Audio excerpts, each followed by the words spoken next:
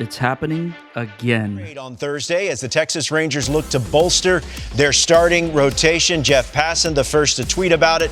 Rangers are acquiring left-hander Mackenzie Gore in a deal with the Nats. It's a 5-for-1 deal. The air in the district feels different this February. There's no talk of contending or a winning window. Instead, the whispers have turned into a full-blown roar. The Washington Nationals are rebuilding again. Just 2 weeks ago, the rumors became reality. The team's young ace, Mackenzie Gore, was shipped off to the Texas Rangers in a blockbuster trade that sent 5 prospects back to DC. While the organization hasn't held a press conference to officially declare a rebuild, the signs are undeniable. This is the start of the franchise's third full-scale rebuild since they arrived from Montreal in 2005. But to understand why we're back at the starting line, we have to go back to how it all began, back when the Nationals were just a pipe dream in a city that had forgotten what professional baseball felt like. Before the historic move to the nation's capital, the then Expos were baseball's laughingstock. Following a complete MLB takeover, the team was owned collectively by the other 29 owners, a desperate attempt to keep the franchise on life support. The numbers, they were staggering.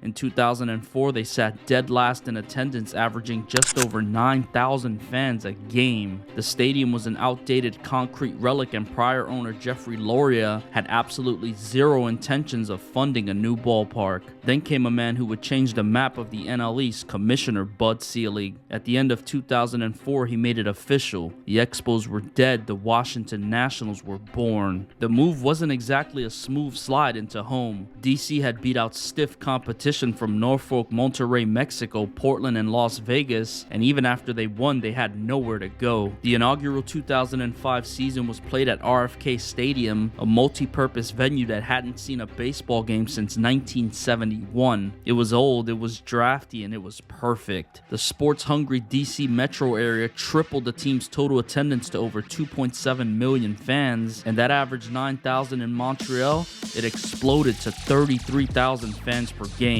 This total will be the 11th best in the league, as the team competed with ball clubs carrying payrolls of over $100 million. For 3 seasons, RFK was a fortress of hope. They played over 500 baseball and paved the way for a permanent home that would break records before the first pitch was even thrown. Nationals Park was built in just 23 months. To this day, it remains a record for a major league ballpark. The city used a fast-track building method, meaning the stadium was being designed and built simultaneously. Opening day 2008 was the stuff of legend. President George W. Bush threw out the first pitch, and the night ended with a walk-off by then 23-year-old Ryan Zimmerman. He was the team's first draft pick in 2005, and in that moment he looked like an undisputed cornerstone of the future. But as the fireworks faded, reality set in. The 2008 season was a catastrophe. After a hopeful 3-0 start, the club plummeted, losing 16 of their next 19, and they finished with the worst record in baseball, a staggering 32.5 games out of first place. A day before the final game, they fired 6 coaches but opted on keeping manager Manny Acta. The 102-loss season was a scar on the franchise, but in the world of MLB, rock bottom has a silver lining. It meant one thing: the #1 overall pick, and maybe the start of a foundational rebuild. But Strasburg is not like any other pitching prospect this year, or perhaps in any year.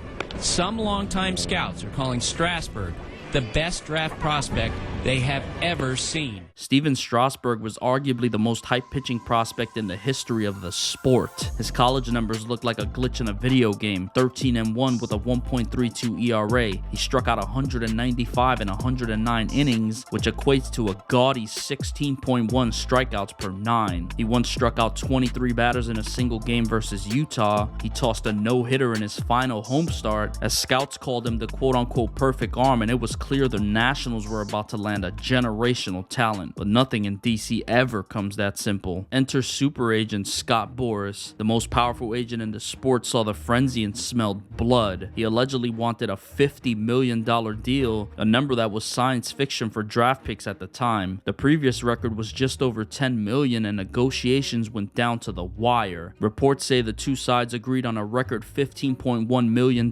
deal just 77 seconds before the midnight deadline. deadline. It essentially forced Major League Baseball to implement the slotting system in the 2012 CBA to prevent amateur payouts from ever reaching those heights again. The wait was short. Strasburg tore through the minors, debuting for the Harrisburg Senators in front of a record crowd of 7,800 fans. Half the game was even aired on ESPN News. He made just 11 starts across Double and Triple-A, posting a 1.30 ERA before being called up to the bigs in what was one of the most hyped pitching debuts in history. Before the trophies, before the rings, and before the icons, the Washington Nationals were a franchise in the wilderness. Back-to-back seasons with 100 losses will do that to a city, but the summer of 2010, the atmosphere in DC felt like Christmas. The fans, they called it quote-unquote Strasmas. Over 40,000 fans packed Nationals Park, vibrating with a kind of hope that the team hadn't earned yet. And Steven Strasburg, he didn't just meet the hype, he vaporized it. The righty went 7 strong, striking out 14 Pirate hitters, which at the time was a franchise record and just one shy of an all-time MLB record for a debut. He finished the night striking out the last 7 batters he faced. In that moment, he wasn't just a prospect, he was a savior. But in DC, the light usually comes with a shadow. By late August, the optimism was severed. A torn UCL, Tommy John surgery. The savior was going under the knife before his rookie cards could even be cooled off. While Strasburg was rehabbing, the front office was busy pulling off a feat the league had never seen, landing the most hyped pitching and the most hyped hitting prospects in back-to-back drafts. Enter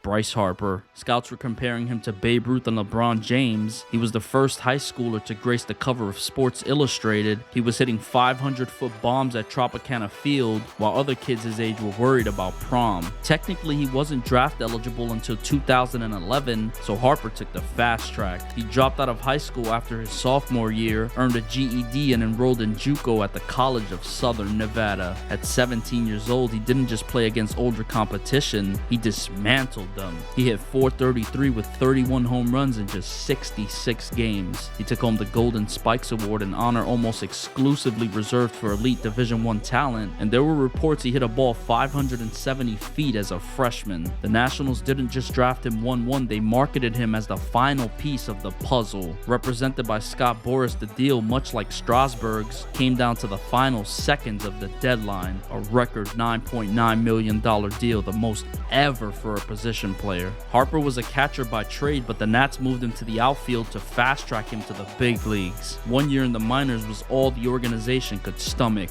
By 2012, the anticipation was a fever pitch. On April 28th, the 19-year-old was called up to face the Dodgers. And in a bit of poetic symmetry, the starting pitcher that night was a healthy Steven Strasburg. Harper's rookie season was a statement. A 5-WAR season, 22 home runs, and the NL Rookie of the Year award. He became the youngest position player to ever be named to an all-star game, and suddenly the Nationals weren't just scrappy, they were the best team in baseball. But then came the controversy that still haunts DC. GM Mike Rizzo had promised a 160 innings limit for Strasburg upon returning from surgery, and as the playoffs approached, that number hit 159. The Nationals were World Series favorites. They had ended a 79-year playoff drought for the city, but they stuck to their word. They shut down their ace. In Game 5 of the NLDS, the Nats were 1 strike away from the NLCS. Then came the collapse. A 4-run rally by the Cardinals, a 9-7 loss, and the miracle year ended as quickly as it started. The following years were a roller coaster. 2013 was a dud. 2014 was dominant but ended in another early exit.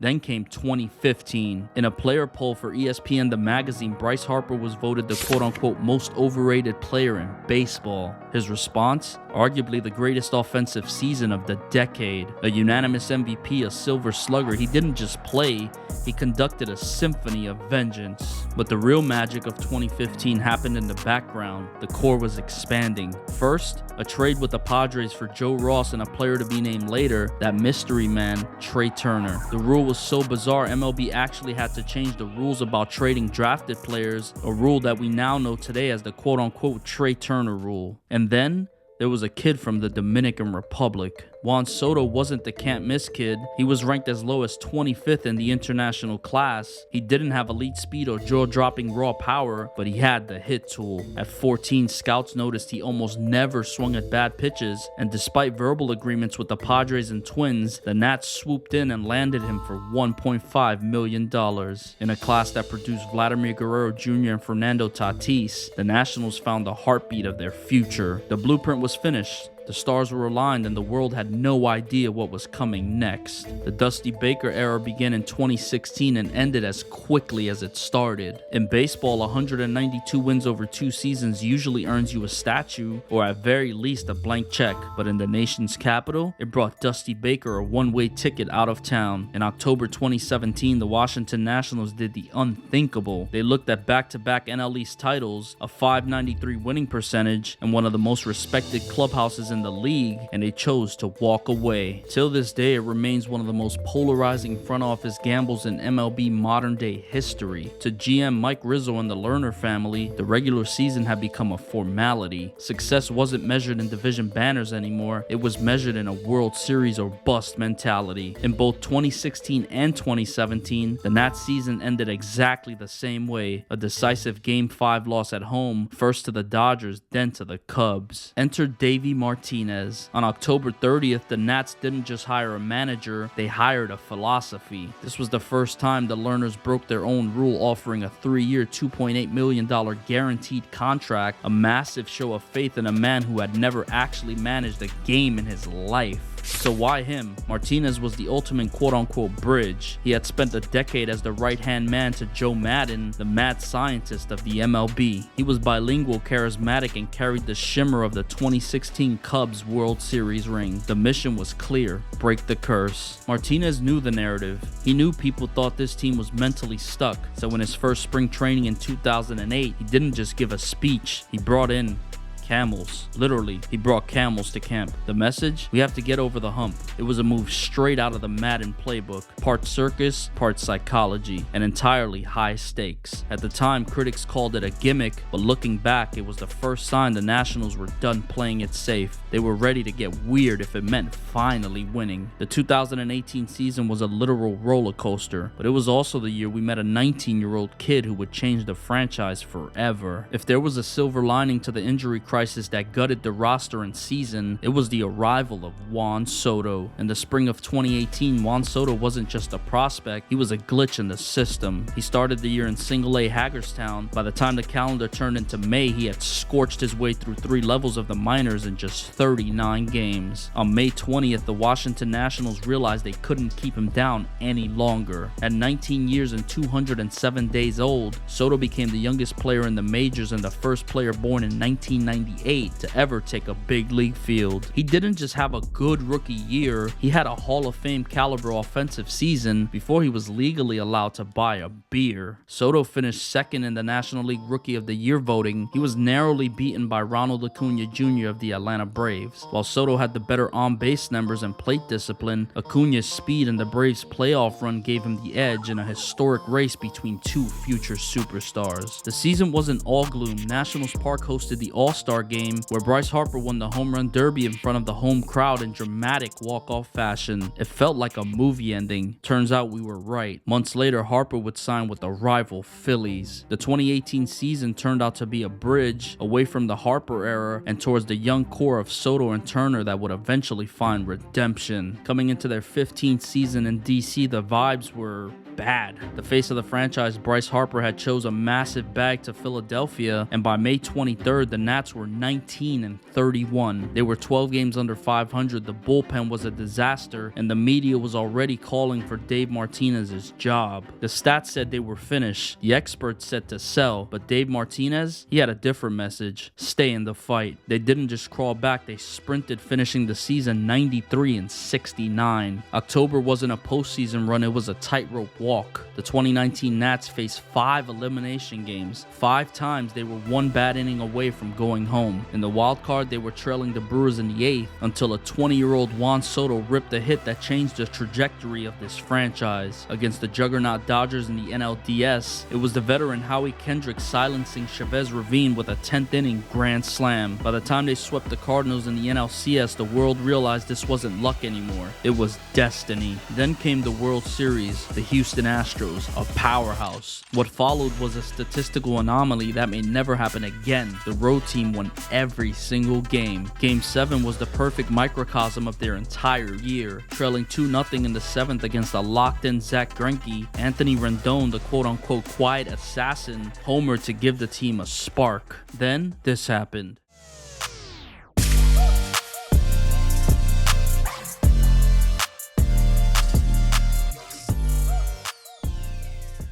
86 years. That's how long the city of Washington, D.C. waited for the Fall Classic to return to the capital. But for the team wearing the curly W in 2019, the journey wasn't just about the city's drought. It was about a franchise finally finding its soul after decades of wandering. From 1969 to 2004, the Expos were baseball's beloved but heartbroken outsiders. In 36 years north of the border, they reached the postseason exactly once in 1981. The Nationals initially tried to run it back in 2020 and early 2021, but the foundation crumbled quickly. If the 2019 run had a heartbeat, it was Steven Strasburg. He was the first overall pick who actually lived up to the hype, culminating in a World Series MVP performance for the ages. Naturally, the Nats rewarded him with a record-breaking 7-year, $245 million contract. It almost felt like a Lifetime Achievement Award, but what it really turned into is a retirement package. Over the next 3 years, the man who once looked invincible would pitch just 31.1 innings. A diagnosis of thoracic outlet syndrome didn't just hamper his velocity, it effectively ended his career. Washington paid for a decade of dominance and received a tragic 3-year slow motion goodbye. Usually a title is a foundation. For DC, it was a fire exit. Anthony Rendon, the quiet assassin of that lineup, left for the Angels almost before the champagne dried. Suddenly, the clubhouse felt like a house being packed into boxes. Max Scherzer and Trey Turner, the soul and spark plug of the franchise, entered the final years of their deals with no extensions in sight. The message from the front office was silent but deafening. The window isn't just closing, but we're boarding it up. Then there's Patrick Corbin. If Strasburg was the ace, Corbin was the workhorse who saved the bullpen in Game 7, but the hero of 2019 soon became a statistical anomaly for all the wrong reasons. In the seasons that followed, his performance didn't just dip,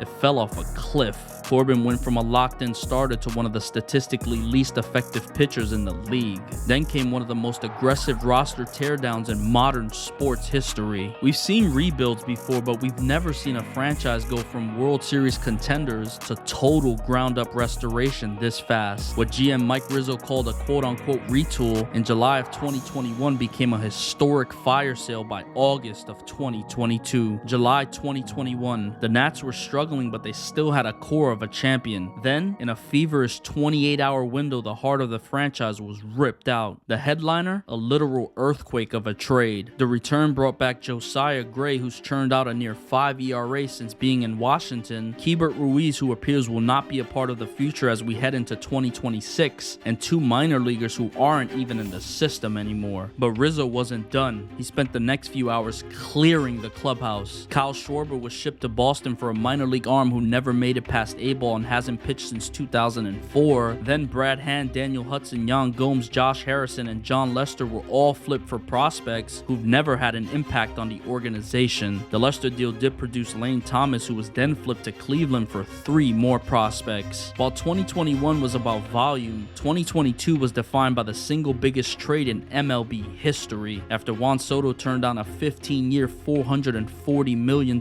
extension, the Nationals traded their 23-year-old generational superstar to the Padres. CJ Abrams was the Padres' #1 prospect and a top 10 prospect overall in baseball, and was known for his elite speed and contact ability. Mackenzie Gore, a former #1 overall pitching prospect, had already debuted in the majors but was dealing with a minor elbow injury at the time. James Wood, a 6'6" powerhouse who was skyrocketing up prospect boards, as many viewed him as the crown jewel of the entire trade. Robert Hassel III, the 8th overall pick in the 20 2020 draft, who at the time was seen as a pure hitter with a high floor potential. Then we had 19-year-old Harlan Susana, a fireball who had already hit 103 on the radar gun. It was painful. Watching franchise icons walk out the door felt like a betrayal, but the front office promised us light at the end of the tunnel. They were restocking a bottom-tier farm system with the kind of blue-chip talents that create dynasties. We looked at the haul and thought, this is the core for the next championship. We were wrong. Since that fire sale, the Nationals haven't just struggled, they've lived in the cellar. 3 straight seasons of living in the basement of the NL East. 3 years of quote-unquote wait until next year. And the crazy part, the Juan Soto trade actually worked. CJ Abrams turned into an all-star shortstop. Mackenzie Gore looked like a legitimate frontline starter. James Wood, he looks like a future MVP sent from a laboratory to save DC baseball. On paper, the Nats won the trade, but in the standings, they were still losing. Rumors of a culture problem started to swirl, and by 2025, the rebuild officially hit rock bottom. The quote-unquote bumpy roads Davey Martinez always talked about didn't lead to beautiful places. For the first time in an era, the organization cleaned house. Early in 2026, the new regime made a move that sent the shockwave through the district. A move that made it clear if you thought the rebuild was over, you haven't been paying attention. Trading Mackenzie Gore, the supposed ace of the future, felt like a gut punch. The haul brought back 5 prospects headlined by Gavin Fiend, the 12th overall pick in 2025. This move cements a staggering reality. The Nationals now have 4 straight years of landing elite top-tier draft capital. As of the filming of this video, President of Baseball Operations Paul Taboni has gone on record calling the reports that they were shopping their all-star shortstop a quote-unquote load of you-know-what, claiming they turned down a significant offer from the San Francisco Giants to prove it. The reality is we're entering a new era under Taboni and the youngest manager in the league, Blake Butera, and the goal isn't just to win games in 2026, it's to fix a player development system that has spent half a decade spinning its wheels.